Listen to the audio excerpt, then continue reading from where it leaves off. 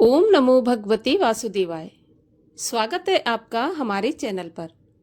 आज के इस वीडियो में आप सुनेंगे वैशाख मास के महात्म के 24वें अध्याय की कथा। हमारे चैनल पर सभी प्रकार की व्रत कथाएं और महात्म सुनाए जाते हैं, साथ ही व्रत त्योहारों की जानकारी भी दी जाती है। तो सभी व्रत कथाएं सुनने के लिए, महात्म सुनने के लिए और हमसे जुड़े रहने के लिए आपको केवल हमारे चैनल को सब्सक्राइब करके बेल आइकन पर प्रेस करना है और आज की कथा अच्छी लगे तो लाइक करके शेयर करना है। तो चलिए अब सुनते हैं वैशाख मास के महात्म के 24वें अध्याय की कथा। 24वें अध्याय में पद्मबंधु द्वारा पति वशीभूत मालिनी का कुतिया की योनि से उद्धार का वर्णन किया गया है। श्रुतदेव जी बोले, हे राजन, इन सब पुण्यवर्धनी तिथियों में शुक्ल पक्ष की द्वादशी संपूर्ण पाप नाश करने वाली है। जिसने इस द्वादशी का सेवन नहीं किया उसके दान, तप और उपोषण व्रत आदि करने से क्या फल है?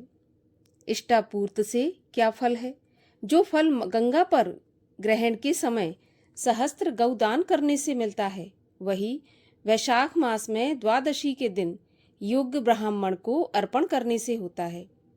गंगा में दुर्भिक्ष के समय प्रतिदिन करोड़ों मनुष्यों को भोजन कराने से जो फल मिलता है, वही द्वादशी के दिन एक ब्राह्मण को भोजन देने से मिलता है। जो द्वादशी के दिन एक चुटकी अन्न भी किसी सुपात्र ब्राह्मण को देता है, उसे कोटि ब्राह्मण भोजन का फल मिलता है।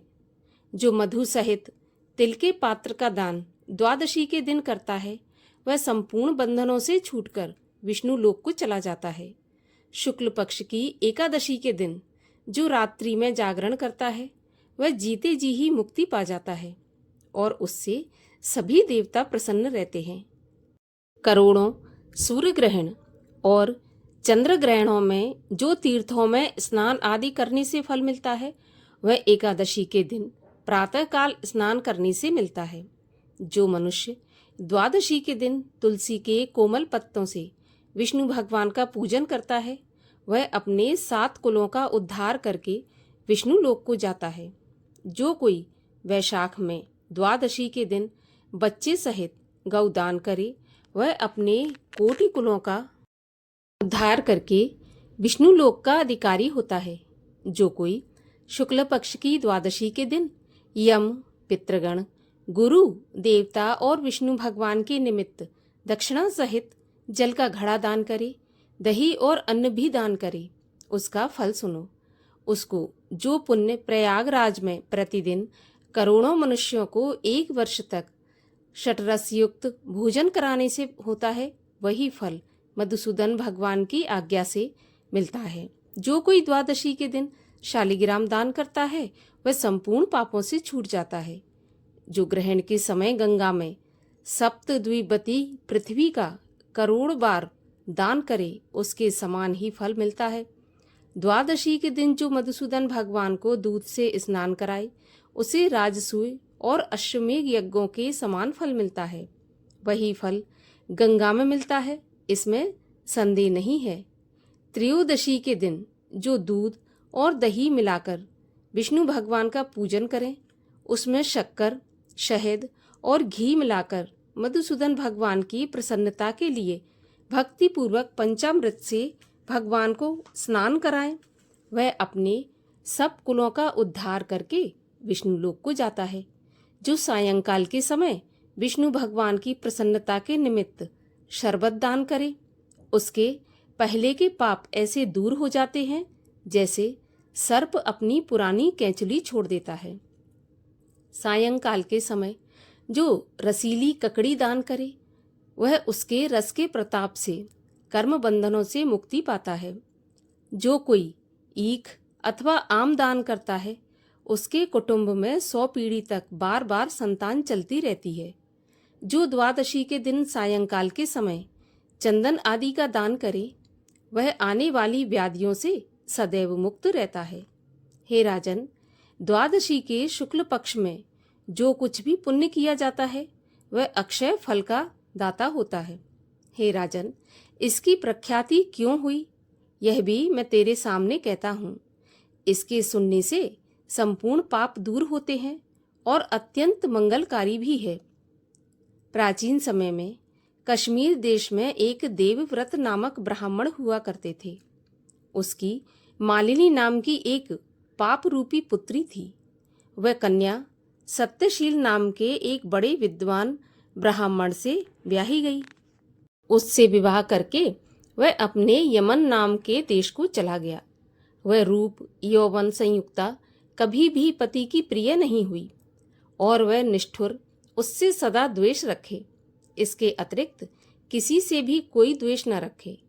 अपने पति पर क्रोध करके वशीकरण करने की इच्छा से उसने अन्य स्त्रियों से पूछा, जिनको पहले उनके पतियों ने त्याग दिया था। तब वे बोली, तेरा पति वशीभूत हो जाएगा। हमें अच्छी तरह विश्वास है। हमने तो वशीकरण की औषधि से अपने पति को वश में कर लिया। तू योगिनी के पास जा, वह सुंदर तुझे औषधि देगी। अब तू सोच विचार मत कर, तेरा पति तेरे दास के समान हो जाएगा। तब हे राजन, वह उनके कहने के अनुसार योगिनी के मंदिर में जाकर योगिनी को अत्यंत प्रसन्न करने लगी तथा वह दुराचारणी बहुत शीघ्र ही उस कुटी में पहुंची जहां 100 स्तंभ बने हुए थे। वह कुटी बहुत लंबी चौड़ी कांतिमान थी। उसके चारों ओर झालरदार कपड़ा लगा था, जिसमें गोटा किनारी लगा हुआ था। बड़ी बड़ी दीवारों में चारों ओर सफेदी हो रही थी। दीपक जगमगा रहे थे। ऐसी शोभायमान स्थान में विराजित सेवा करने को आने वालों को देख रही थी। रुद्राक्ष की माला से जप कर रही थी। इस प्रकार योगिनी से जब उस स्त्री ने प्रार्थना की, तब योगिनी ने प्रसन्न होकर मन को क्षोभ कराने वाले मंत्र बताए। तब उसने नमस्कार कर पैर की हीरों से जड़ी हुई अंगूठी, जो बहुत चमक रही थी, उसको भेंट दी, जिसमें सुंदर जड़ा हुआ सोने का सूर्य की कांति के समान प्रकाश देता था। पांव की अंगूठी देखकर योगिनी अत्यंत प्रसन्न हो गई। पति के अपमान से व्यथित हृदय का वृत्तांत जान हित की बात कहने लगी। यह रक्षा चूर्ण संपूर्ण प्राणियों को वश में करने वाला है। यह चूर्ण अपने पति को दे देना और उसकी ग्रीवा की रक्षा करना, तो तेरे पति तेरे वश में हो जाएंगे और किसी के पास नहीं जाएंगे तथा तेरे दुष्चरित्रों को भी देखकर वह कुछ नहीं कहेगा। वह उस चूर्ण को लेकर अपने घर आई और संध्या के समय दूध में मिलाकर उसे वह चूर्ण दे दिया और ग्रीवा की रक्षा कर दी। कुछ विचार नहीं किया। हे राजन, उस चूर्ण को पीने से उसे क्षय रोग हो गया, जिससे वह दिनों दिन क्षीण होने लगा और उसके गुह स्थान में दुष्ट घाव होने से कीड़े पड़ गए। जब कुछ दिन में पति की ऐसी दशा हो गई तो वह दुष्ट पुंचली इच्छापूर्वक विचरने लगी, जहां तहां घूमने लगी। तेज क्षीण हो जाने से व्याकुल इंद्री वाला वह पति रात दिन त्राही त्राही पुकारने लगा और बोला, हे शोभने, मैं तेरा दास हूँ, मैं तेरी शरण में हूँ, मेरी रक्षा कर। मैं पर स्त्री की इच्छा नहीं करता हूँ। हे राजन, अपने पति के ऐसे वृत्तांत को सुनकर वह बहुत घबराई और सोचने लगी कि पति जीवित रहेगा तो मैं कपड़े गहने पहनती रहूंगी। ऐसा सोचकर दौड़कर वह योगिनी के पास गई और उससे सारा वृत्तांत कहा। तब उसने पहली औषधि का दाह शांत करने के लिए दूसरी औषधि दे दी। औषधि के देते ही तत्क्षण उसका पति स्वस्थ हो गया, जिससे पहले चूर्ण से उत्पन्न हुआ दाह इससे शांत हुआ। तब से पति घर में ही रहता और उसके वशीभूत हो गया। घर के काम के बहाने से वो पति घर में आकर निवास करते। इसी प्रकार सब जाति के व्यभिचारी मनुष्य घर में आते रहते, परंतु उसे स्त्री के आगे कुछ भी कहने की शक्ति नहीं थी। इसी पाप के कारण उसके शरीर में भयानक पापनाशक कीड़े पड़ गए। उन कीड़ों ने उसकी नाक, जिह्वा और दोनों कानों में छेद कर दिए। स्तन कट गए, उंगलियों की ठोंठ बंध गई और पांवों से लूली हो गई। ऐसे कष्ट भोग कर अंत में देह त्याग कर नरक भोगने लगी तथा 15,000 वर्ष तक ताम्रभांड नामक नगर में दग्ध होती रही। फिर 100 जन्म तक बार बार कुत्ते की योनि में पड़ी। नाक कट रही है, कान फटे हैं, मस्तक में कीड़े पड़ रहे हैं, पूंछ कट गई है, टांग लंगड़ी हो गई है। इस दशा में वह घर घर घूमती थी। पीछे 100 वीर देश में पद्मबंधु नामक ब्राह्मण की दासी के घर कुतिया बनी और अत्यंत दुख से व्याकुल होकर कान टूटे, नाक फटी कटी और पूंछ छिन्न भिन्न, मस्तक में कीड़े भरे रहते तथा योनि में भी कीड़े पड़े रहते। इस प्रकार उस जन्म में भी अनेक कलेशों को सहन करती थी। देवयोग से जब कर्मफल पूरा हो गया तो वैशाख में मेष की संक्रांति में शुक्ल पक्ष की द्वादशी के दिन पद्मबंधु का पुत्र नदी में स्नान करके पवित्र हो गीले वस्त्रों से घर आया। वहां तुलसी के थावले के पास उसने अपने चरण धोए। उसी थावले के नीचे वह कुतिया सो रही थी, अतः सूर्योदय से पहले कुतिया के ऊपर चरणों के धोए हुए जल के पड़ने से उसके सभी अशुभ कर्म तत्काल नष्ट हो गए और पूर्व जन्म की बातें याद आईं। तब अपने पूर्व जन्म के किए कर्मों को सोच सोचकर वह यातनाओं से व्याकुल हो करुण स्वर में त्राहि त्राहि करने लगी और भय से व्याकुल होकर उस मुनि से उसने पूर्व जन्म के अपने कुकर्मों का और ताम्रभांड नामक नरक में पड़ने का तथा 100 जन्म तक कुतिया की योनि में रहकर दुष्ट भोगों के भोगने का वर्णन करने लगी और कहने लगी कि पति ही मेरा भर्ता है, नाथ है, स्वामी है तथा देवता है। उसके संग अनर्थ करने का फल मैंने अच्छी तरह से भोग लिया है। अब मैं तुम्हारे सामने खड़ी हूँ। हे ब्राह्मण, मैं बड़ी दुष्टा, दुराचारणी और खोटी हूँ।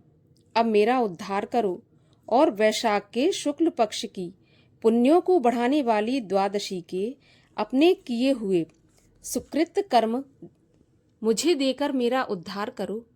मैं दीन हूँ, अत्यंत दुखी हूँ, मेरी रक्षा करो। मैं तुम्हारे द्वार पर रहने वाली तुमको नमस्कार करती हूँ। कुतिया के ऐसे वचन सुनकर मुनि पुत्र उससे बोला, कुतिया, अपने किए हुए कर्मों के सुख दुख रूपी फलों को प्राणी खुद ही भोगते हैं। तू दुराचारणी है, तूने चूर्ण खिलाकर अपने पति को वशीभूत किया है। जो साधु जन के प्रति पाप करता है वह उसी को दुखदाई होता है। जो पापी की भलाई के लिए कुछ करता है तो वह अपने पाप और पुण्य दोनों को नष्ट करता है। मुनि पुत्र के ऐसा कहने पर कुतिया अत्यंत दुखी होकर चीत्कार करने लगी और उसके पिता से कहने लगी, हे पद्मबंधु, तुम्हारे द्वार पर पड़ी हुई मैं एक कुतिया हूँ। मैं तुम्हारी रोटी नित्य खाती हूँ, मेरी रक्षा करो। जो प्राणी गृहस्थी महात्माओं के द्वार पर पड़ा हो उसका उद्धार करना संतों का कर्तव्य है, क्योंकि चांडाल, कौआ और कुत्ता ये गृहस्थियों की दया के पात्र हैं। अपने पाले हुए असमर्थ का एवं रोग से पीड़ित का उद्धार ना करने वाले भगवान के कोप से अपने सर्वस्व को नष्ट कर देते हैं और अंत में नरक के गामी होते हैं। ऐसा वेद वेत्ताओं का मत है, क्योंकि संसार का कर्ता एक ही परमात्मा है। यह धर्म सम्मत है। तुम दयालु हो, अतएव मुझ दुर्बुद्धि का उद्धार करो। घर के भीतर दुखी कुतिया के ऐसे वाक्य सुनकर पद्मबंधु शीघ्र ही घर से बाहर आए और कुतिया से पूछने लगे, क्या बात है? तब वहां पर खड़े हुए मुनि पुत्र ने उसकी सारी कथा वर्णन की। अपने पुत्र के मुख से उसका विवरण सुनकर वे विस्मित होकर कहने लगे, पुत्र, साधुओं को ऐसे वचन कहना अनुचित है। अपनी आत्मा को सुख देने वाले प्राणी औरों से तिरस्कार पाते हैं। देखो, संपूर्ण प्राणी चंद्रमा, सूर्य, पवन, हाथी, अग्नि, जल, चंदन, वृक्ष और महात्मा लोग सभी परोपकार में स्थित हैं। हे पुत्र, दधीच ने देवताओं के उपकार के लिए दैत्यों को महाबली जान अपनी हड्डी निकाल कर देती थी। राजा शिवी ने कबूतर के बदले अपना मांस काट कर दे दिया था। जीमूतवाहन नाम के राजा ने महात्मा गरुण के लिए अपना जीवन दिया। अतः विद्वान ब्राह्मण तो सदा दया ही करते हैं। जैसे मेघ शुद्ध तथा अशुद्ध दोनों जगहों पर बराबर बरसता है, चंद्रमा चांडाल के घर में भी प्रकाश करता है। इसीलिए बार बार प्रार्थना करती हुई इस कुतिया के दुख को अपने पुण्य के प्रभाव से मैं दूर करूंगा। इस प्रकार पुत्र को समझाकर स्वयं पद्मबंधु ने प्रतिज्ञा की कि हे कुतिया, मैं तेरे निमित्त द्वादशी के दिन किया हुआ पुण्य तुझे देता हूँ। तू अपने सब पापों से छूटकर विष्णु लोक को चली जा। इतना कहते ही हे राजन, वह कुतिया अपने जीर्ण शरीर को त्याग कर दिव्य देह धारण कर दिव्य वस्त्र आभूषण पहन 100 सूर्य के समान प्रभाव वाली सावित्री के समान होकर ब्राह्मण से आज्ञा मांग दशों दिशाओं में प्रकाश करती हुई स्वर्ग को चली गई।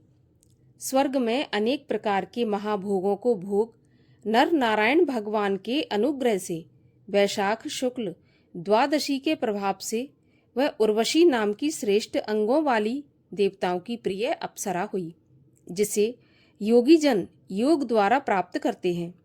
ऐसे अग्नितुल्य प्रकाशित श्रेष्ठ परमार्थ रूप को प्राप्त कर संत जन भी मोहित हो जाते हैं। उसी रूप को कुतिया ने प्राप्त किया। तत्पश्चात पद्मबंधु ने मधुसूदन भगवान की प्यारी पुण्य बढ़ाने वाली इस तिथि को संसार में विख्यात किया। करोड़ों सूर्य ग्रहण और चंद्र ग्रहण से भी अधिक पुण्य रूपी और सब यज्ञों से अधिक ऐसी यह तिथि ब्राह्मण ने तीनों लोकों में प्रसिद्ध कर दी। इस प्रकार वैशाख मास के महात्म के 24वें अध्याय की कथा का समापन होता है। 25वें अध्याय की कथा सुनने के लिए और हमसे जुड़े रहने के लिए चैनल को सब्सक्राइब अवश्य कर दीजिए और आज की कथा अच्छी लगी हो तो लाइक करके शेयर भी कर दीजिए।